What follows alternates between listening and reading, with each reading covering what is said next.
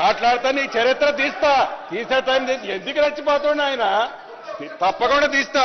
మీరు ఎక్స్పర్ట్ కమిటీతో అనుభవజ్ఞులైన మీకు నచ్చిన ఎక్స్పర్ట్ కమిటీతో ఒక రిపోర్ట్ కాల్ఫర్ చేశారు. కాల్ఫర్ ఎందుకు చేశారు?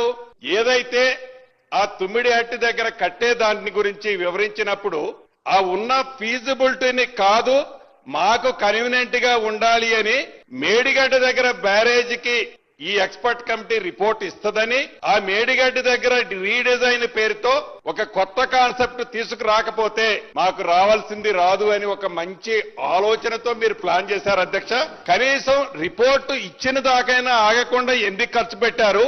మేడిగడ్డ దగ్గర సంబంధించిన 3 బ్యారేజీలు కట్టేటప్పుడు విత్ ఇన్ 25 days లో రాత్రికి రాత్రే జీవోలు ఇచ్చారు, టెండర్లు పిలిచారు, ఫౌండేషన్లు వేశారు. 20-25 రోజుల్లోనే ఈ 3 ప్రాజెక్టులు కట్టారు. మీరు అక్కడ ఎక్స్పర్ట్ కమిటీ ఇచ్చిన రిపోర్టుని పక్కన పెట్టారు.